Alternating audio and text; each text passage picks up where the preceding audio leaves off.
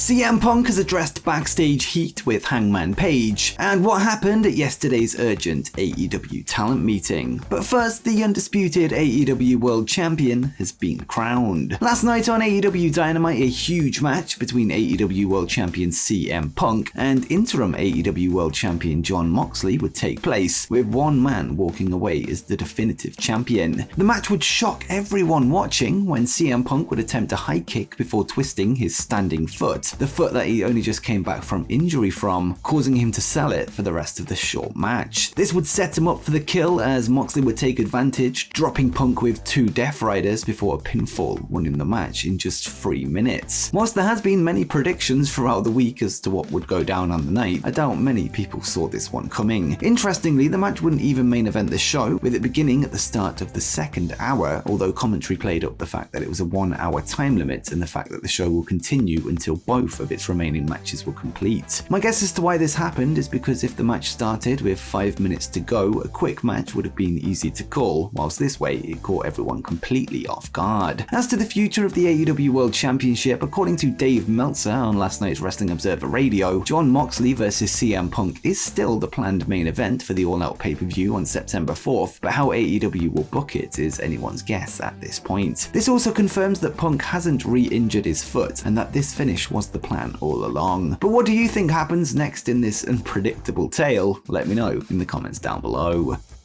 Next up, 2 AEW debuts are coming soon. Elsewhere on last night's episode of AEW Dynamite, a match for the All Out pay-per-view was confirmed with Wardlow and FTR set to team up together in trios action. It was announced by Sanjay Dutt that it won't be himself and Satnam Singh who team with stablemate Jay Lethal in the match, but instead, the Motor City Machine Guns will be heading to AEW for the first time. The legendary TNA tag team are currently contracted to Impact Wrestling, where they have spent most of their careers, with them being former 2-time Impact World Tag Team Champions. Lethal, of course, has his ties to the Machine Guns from his time in TNA between the years of 2005 and 2011, with him actually aligning with them in the past as part of a group known as The Front Line, which was built to oppose the Main Event Mafia in 2008. This also confirms that there will be no AEW TNT Championship match at the pay-per-view, with Wardlow instead being involved in trios action.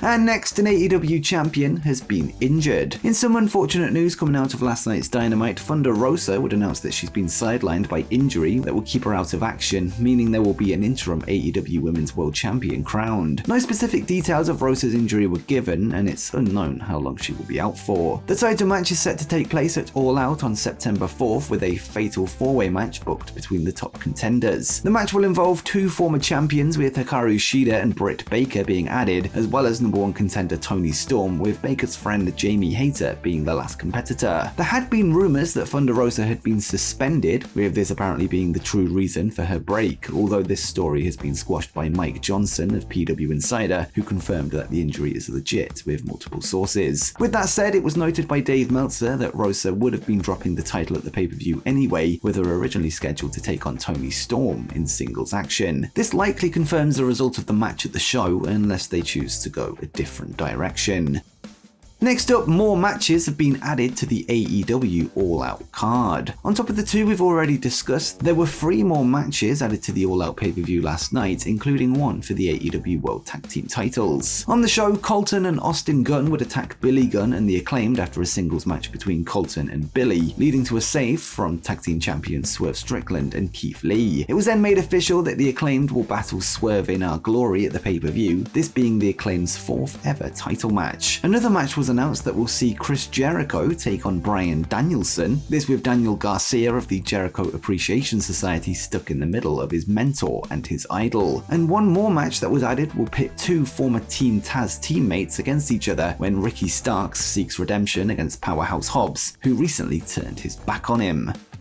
Next, let's go to the latest from the AEW Trios Championship Tournament. For our final story from last night's episode of Dynamite, before we get to some backstage stuff, let's take a look at what happened in the main event of the show. The United Empire's Will Ospreay and Aussie Open would take on Death Triangle's Pac, Rey Fenix, and Penta Oscuro for a place in the semi-finals of the AEW Trios title tournament. In the end, it was the United Empire that advanced after Ospreay put Fenix away with an assisted Oz Cutter, meaning they will now battle the Elite next week on Dynamite for a spot in the final at All Out. The United Empire would then be confronted by Kenny Omega and the Young Bucks to close the show, with Will Ospreay and Kenny Omega once again sharing the ring, perhaps being the most exciting aspect of the upcoming matchup. The two men have been going back and forth online for months, and now it's time to put their money where their mouth is. The winner of that one will face either the Dark Order, the House of Black, or Best Friends, depending on who advances from the other side of the bracket. And next, an AEW star was secretly suspended. Over the past 2 weeks, Eddie Kingston has been absent from television, this despite him originally being set to compete at the All Out pay-per-view on September 4th in a match against Sammy Guevara. In multiple fresh reports, the reason for his absence has been confirmed, with him said to have been suspended from the company due to a recent real-life altercation backstage, a suspension that he has now completed. Last night, Fightful would break the story and would note, "We've been told of at least one segment to build to the once-planned all-out match that was scrapped. Rumors among talent that we've heard from said that Guevara and Kingston had developed heat, and it devolved into an altercation. The word backstage was that Guevara made a comment about Kingston's physique, and Kingston took a swing at him. We've not confirmed that with anyone that witnessed it, and reached out to both parties." Kingston has since released a statement confirming the report, with him telling PW Insider the following: "You know the truth, I wouldn't lie. I was wrong for being unprofessional. That is the blind fact. He did what he did, and the public can judge that, but I know for a fact I was wrong." It's currently unknown if Guevara was also suspended or whether their planned match at the pay-per-view has been scrapped, but we'll keep you up to date as the story unravels.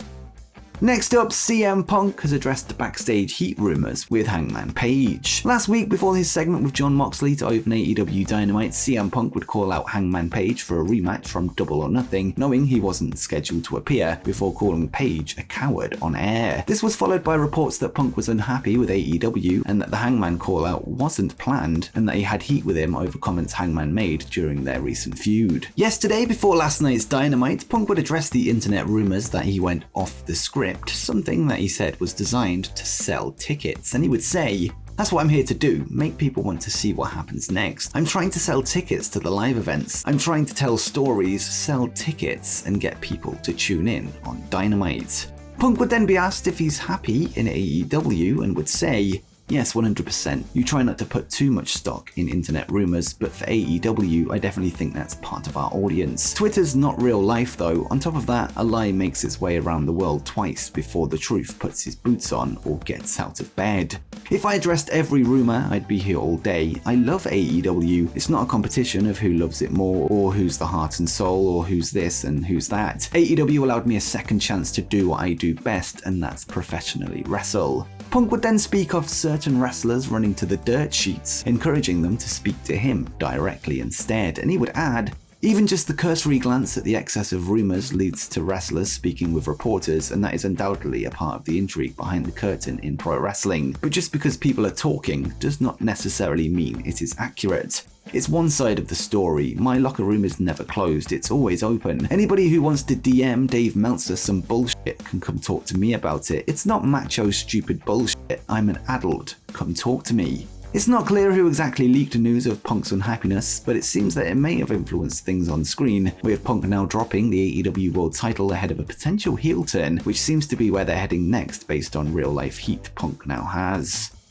And finally, what happened at yesterday's urgent talent meeting? Before last night's episode of AEW Dynamite, news broke that talent was set for a mandatory meeting to address recent rumors of unrest backstage, contract inquiries, personal issues, as well as those things being leaked. We now have an update from Fightful Select, which has ironically been leaked, which details what went down at the meeting, with it taking place between 3 and 4 p.m. Eastern. Tony Khan was described as fired up for the meeting, with several topics being talked about, including working as a team, communication with management, and who talent can talk to if they have any concerns. Rumors of lack of communication with Khan were also addressed, with it being stressed that there are multiple individuals that can be reached out to, including Kenny Omega and the Young Bucks, who said their door is always open. Chris Jericho and Tony Schiavone also spoke at the meeting, with Schiavone recently taking on the role of special advisor to talent following recent promotions from within. Recent reports of contract tampering from WWE were also spoken about, with it being confirmed by PW Insider insider that AEW's chief legal officer Mega Parker reached out to WWE directly, specifically co-CEOs Nick Khan and Stephanie McMahon, warning them not to tamper with talent. Dave Meltzer would speak on Wrestling Observer Radio last night to add some details regarding this contract tampering, with him noting that it's not just one talent, and he would say, apparently there's been people going, who's the person, and trying to make guesses who the person is that was tampered with. I don't know the details, but multiple people have been contacting me from WWE, so that's where this comes from. It's not like it's one person, it's a few people. Whilst it's still unclear which wrestlers have been reached out to by WWE over a potential return, Chris Jericho did take to Twitter this week to suggest that he was one of them. You can also imagine that there was numerous former NXT stars that were contacted given the nature of recent returns under Triple H's watch. Whether or not this meeting will clear the air when it comes to talent's concerns remains to be seen. However, it does seem to confirm some of the recent reports of unhappiness that have emerged. And before you go, make sure you check out 10 wrestlers you forgot wrestled in AEW.